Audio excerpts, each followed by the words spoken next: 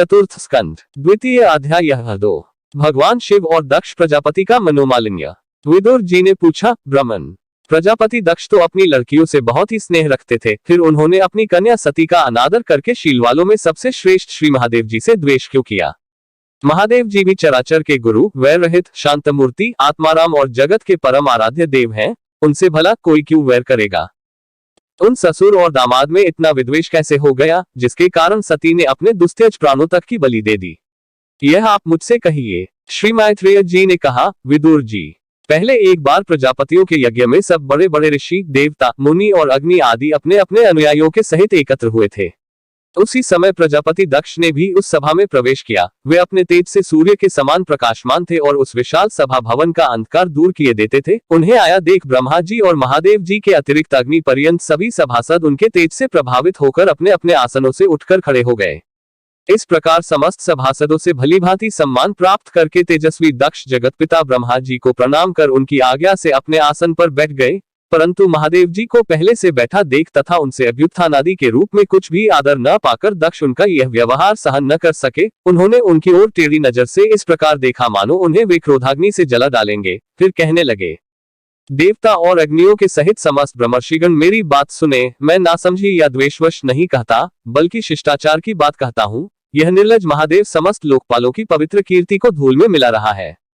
देखिए, इस घमंडी ने सत्पुरुषों के आचरण को लांछित एवं मटियामेट कर दिया है।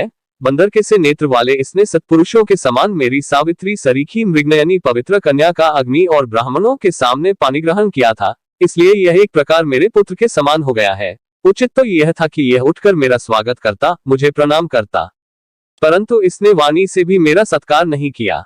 हाय, जिस प्रकार शूद्र को कोई वेद पढ़ा दे, उसी प्रकार मैंने इच्छा न होते हुए भी भावीवश इसको अपनी सुकुमारी कन्या दे दी।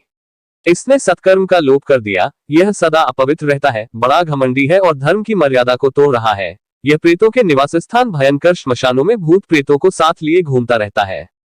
पूरे पागल की तरह सिर के बाल बिखेरे नंग धड़ंग भटकता है, कभी हंसता है, कभी रोता है। यह सारे शरीर पर चिता की अपवित्र भस्म लपेटे रहता है। गले में भूतों के पहनने योग्य नरमुंडों की माला और सारे शरीर में हड्डियों के पहनने योग्य नरमुंडों की माला और सारे शरीर में हड्डियों के गहने पहने रहता है। यह बस नाम भर का ही शिव है, वास्तव में है पूरा शिव मंगल रूप। जैसे यह स्वयं मतवाला है, वैसे ही इसे मतवाले ही प्यारे लगते हैं। भूत प्रेत प्रमथ आदि निरे तमोगुनी स्वभाव वाले जीवों का यह नेता है। अरे, मैंने केवल ब्रह्मा जी के बहकावे में आकर ऐसे भूतों के सरदार, आचारहीन और दुष्ट स्वभाव वाले को अपनी भोली भाली बेटी ब्याह दी। श्री मैत्रेय जी कहते हैं, विदुर जी, दक्ष ने इस प्रकार महादेव जी को बहुत कुछ बुरा भला कहा, तथापि उन्होंने इसका कोई प्रतिकार नहीं किया। वे पूर्ववत निश्चल भाव से बैठे रहे। इससे दक्ष के क्रोध का पारा और भी ऊंचा चढ़ गया और वे जल हाथ में लेकर उन्हें शाप देने को तैयार हो गए। दक्ष ने कहा, यह महादेव देवताओं में बड़ा ही अधम है। अब से इसे इंद्र, उपेंद्र आदि देवताओं के साथ यज्ञ का भाग न मिले। उपस्थित मुख्य सभासदों ने उन्हें बहुत मना किया, परंतु उन्होंने किसी की न सुनी। महादेव जी को शाप दे ही दिया। फिर वे अत्यंत क्रोधित हो उस सभा से निकलकर अपने घर चले गए। जब श्री शंकर जी के अनुयायियों में अग्रगण्य नंदीश्वर को मालूम हुआ कि दक्ष ने शाप दिया है, तो वे क्रोध से तमतमा उठे और उन्होंने दक्ष तथा उन ब्राह्मणों को, जिन्होंने दक्ष के दुर्वचनों का अनुमोदन किया था, बड़ा भयंकर शाप दिया। वे बोले, जो इस मरणधर्मा शरीर में ही अभिमान करके किसी से द्रोह न करने वाले भगवान शंकर से द्वेष करता है, वह भेद बुद्धि वाला मूर्ख दक्ष तत्वज्ञान से विमुख ही रहे। यह चातुर्मास्य यज्ञ करने वाले को अक्षय पुण्य प्राप्त होता है। आदि अर्थवादरूप वेदवाक्यों से मोहित एवं विवेक भ्रष्ट होकर विषय सुख की इच्छा से कपट धर्म में गृहस्थाश्रम में आसक्त रहकर कर्मकांड में ही लगा रहता है। इसकी बुद्धि देहादि में आत्मभाव का चिंतन करने वाली है। उसके द्वारा इसने आत्मस्वरूप को भुला दिया है। यह साक्षात पशु के ही समान है। अतः अत्यंत स्त्री लंपट हो और शीघ्र ही इसका मुंह बकरे का हो जाए। यह मुख कर्ममय अविद्या को ही विद्या समझता है। इसलिए यह और जो लोग भगवान शंकर का अपमान करने वाले इस दुष्ट के पीछे पीछे चलने वाले हैं, वे सभी जन्म मरण रूप संसार चक्र में पड़े रहें। वेदवाणी रूप लता फलश्रुति रूप पुष्पों से सुशोभित है।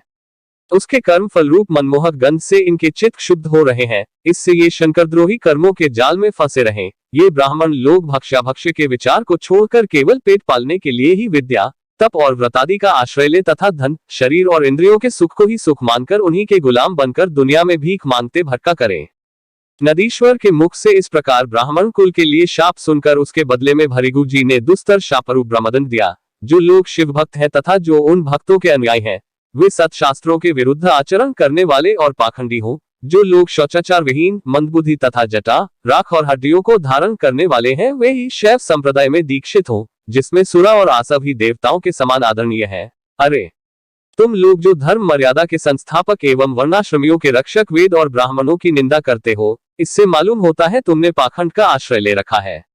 यह वेदमार्ग ही लोगों के लिए कल्याणकारी और सनातन मार्ग है। पूर्व पुरुष इसी पर चलते आए हैं और इसके मूल साक्षात श्री विष्णु भगवान हैं। तुम लोग सत्पुरुषों के परम पवित्र और सनातन मार्ग स्वरूप वेद की निंदा करते हो, इसलिए उस पाखंड मार्ग में जाओ जिसमें भूतों के सरदार तुम्हारे इष्टदेव निवास करते हैं। श्री मैत्रेय जी कहते हैं, विदुर जी, भृगु ऋषि के इस प्रकार शाप देने पर भगवान शंकर कुछ हिंद से हो वहां से अपने अनुयायियों सहित चल दिए। वहां प्रजापति लोग जो यज्ञ कर रहे थे, उसमें पुरुषोत्तम श्रीहरि ही उपास्य देव थे और वह यज्ञ 1000 वर्ष में समाप्त होने वाला था। उसे समाप्त कर उन प्रजापतियों ने श्री गंगा यमुना के संगम में यज्ञांत स्नान किया और फिर प्रसन्न मन अपने अपने स्थानों को चले गए।